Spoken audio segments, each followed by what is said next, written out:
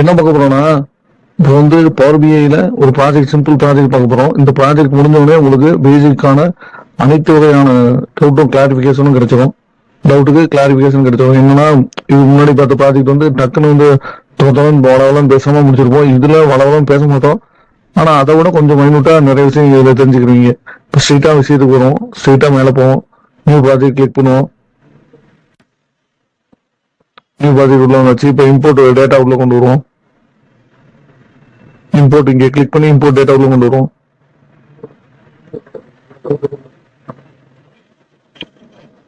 எந்த file open ஆகி கேட்குது, நம்ம இந்த ஃபைல் தான் நம்ம வந்து இப்போ நம்ம பார்க்க போறோம். ஓப்பன் கொடுத்துருவோம். உங்களுக்கு வந்து லோட் ஆகும். பேஜில் லோட் ஆகும். இங்கே டேட்டா வந்து விசுவல் ஆகும். உள்ள வந்து லோட் ஆகி இருந்துச்சு. நேவிகேட்டர் மூலயமா நமக்கு இப்போ வந்து அந்த லோடிங் ரெஃபரிங் வந்து காமிச்சிட்டு இருக்கு. என்ன ஐட்டம், சரி, என்ன நம்ம டேட்டா உள்ள கொண்டு வரணும் காட்ட ஆரம்பிச்சோம். இப்போ இங்க வந்து அந்த ஃபைல்ல ஒன்னே டேட்டா மட்டும் தான் இருக்கு. ஒரே ஒரு சீட் ஃபைல்னா ஒரே ஒரு டேட்டா மட்டும் காட்டுது. அந்த டேட்டா வந்து இங்க வந்து நமக்கு எவாலுவேட் ஆகி ப்ரிவியூ ஆகும். உங்க சிஸ்டம் ஃபாஸ்ட் ஆச்சுன்னா ஃபாஸ்டாகவே மூவ் ஆகும். என்னோட சிஸ்டம் ஸ்லோனால ஸ்லோவா மூவ் ஆகுது. பார்த்தீங்கன்னா அந்த டேட்டா வந்துருச்சு. இந்த டேட்டா செக் பண்ணீங்கன்னா நம்ம அந்த ஃபைல் என்ன இருக்கோ அது அந்த சேம் ஃபைல் இங்க வந்துடும். இப்போ டிரான்ஸ்ஃபார்ம் டேட்டானா அது நம்ம ஃபியூச்சர்ல பார்ப்போம். அது இங்கேயே வந்து நமக்கு தேவையான கிளீனிங், டேட்டா சேஞ்சஸ், நல்வெளி இருக்கிற இடத்துல அதை சேஞ்சஸ் பண்றது, எம்டி காலம்ஸ் டிலீட் பண்றது, இதுதான் இந்த டேட்டா டிரான்ஸ்ஃபார்ம் டேட்டா. நம்ம அதை வந்து நம்ம ஃபியூச்சர்ல பின்னாடி அவங்க உள்ள போய் பார்க்கலாம். அதனால இங்க நம்ம லோட் பண்ணிடுவோம். இங்க லோட் பண்ணோடனே இங்க டேட்டா வந்து இங்க வந்து நமக்கு கிடைக்க வந்து ட்ரை பண்ணிட்டு இருக்கோம். ப்ராசஸிங் கொரின்னு சொல்லிட்டு இங்க நமக்கு விசுவல் ஆகிறதுக்கு ட்ரை பண்ணிட்டு இருக்கோம். இப்போ டேட்டா உள்ள வந்துருச்சு. இதுதான் அந்த டேட்டா. டோட்டல் டேட்டான்றது இதுதான்.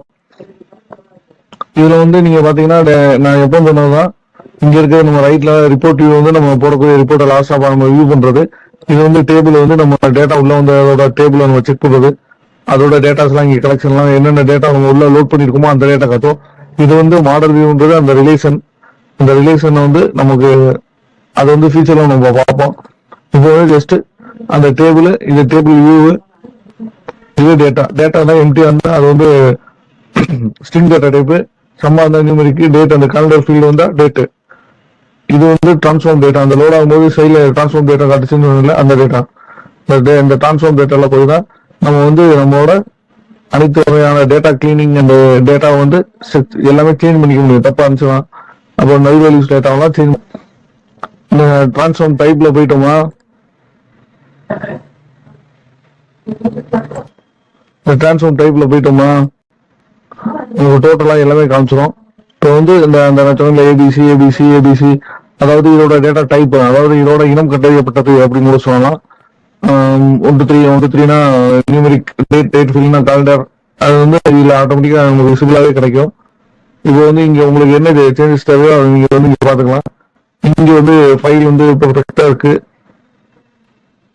அதனால நீங்க எந்த சேஞ்சஸ் பண்ண தேவையில்ல. அப்படி புது ஃபைல் கிரியேட் பண்ணும். இப்போ வந்து இந்த டேட்டால வந்து இந்த சேலரியை வச்சு நம்ம ஒரு காலம் புதுசா நம்ம உருவாக்கணும்னா உருவாக்கலாம். இப்போ வந்து கிளிக் பண்ற மாதிரி நம்ம இப்போ டோட்டலா சேலரின்ற காலத்தை கிளிக் பண்ணிட்டு இப்போ இங்க வந்தீங்கன்னா இங்க ஆட் காலம்ல கண்டிஷனல் காலம் அப்படின்னு கொடுத்துட்டு கண்டிஷனல் காலம் கொடுத்தீங்கன்னா இங்க வந்து காலம் நேம் இருக்கும். இங்க காலம் name salary is greater than இருந்தா வேல்யூ வந்து 20,000 நம்ம வச்சுக்கலாம். 20,000க்கு மேல இருந்தா ஹை. இங்க சேலரி வந்து 20,000க்கு கீழே இருந்தா லோ. அவ்வளவுதான். ஜஸ்ட் புது காலம், இந்த காலம் நேம் என்ன கொடுக்கலாம், சேலரி ஸ்டேட்டஸ். ஜஸ்ட் ஓகே கொடுத்துக்கலாம். இப்போ நீங்க இங்க வந்து செக் பண்ணீங்கன்னா ஈக்குவல்ட்டுக்கு ஓகே இந்த இப்போ ஈக்குவல்ட்டுக்கு நம்ம கொடுக்கல, கிரேட்டருக்கு லெஸ்னுக்கு மட்டும் கொடுத்துருக்கோம். அதனால ஈக்குவல்ட்டுக்கு நல் காமிச்சிருச்சு. இப்போ நல் காமிக்கும் போது இங்க பாத்தீங்கன்னா இந்த கிரீன் மட்டும் எல்லா இடத்துல ஃபில் ஆகிருக்கும், இந்த இடத்துல பாதியிலே நிற்கும். அப்படின்னா இங்க வந்து நல் வேல்யூ ஏதோ ஒரு எரர் இருக்குன்னு அர்த்தம். இதுதான் வந்து இந்த ஒவ்வொன்றிலையும் டேட்டா வந்து எப்படி வந்து மேனேஜ் பண்றது அப்படின்றது, இந்த வந்து டிரான்ஸ்ஃபார்ம் டேட்டாவை வந்து நம்ம வந்து சேஞ்ச் பண்ணிக்கணும். இப்போ இதை வச்சே நீங்க பாத்துக்கலாம் இந்த இது வந்து ஒன்றும் ஃபுல்ஃபில் ஆகல அப்படின்னு. இப்போ என்ன பண்றதுன்னா, இப்போ இந்த இந்த டேட்டா வந்து நமக்கு தேவைப்படாது, ரிமூவ் பண்ணிடலாம். ரிமூவ் பண்ணிட்டு இந்த டேட்டா பக்கத்துல இங்க வந்து கண்டிஷன் காலம் கொடுத்துட்டு, அதாவது salary greater than equal to 20,000 இருக்கணும். இருந்தா ஹை,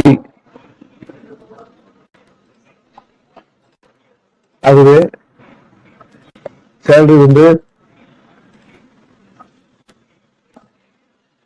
less than 20,000 இருந்தா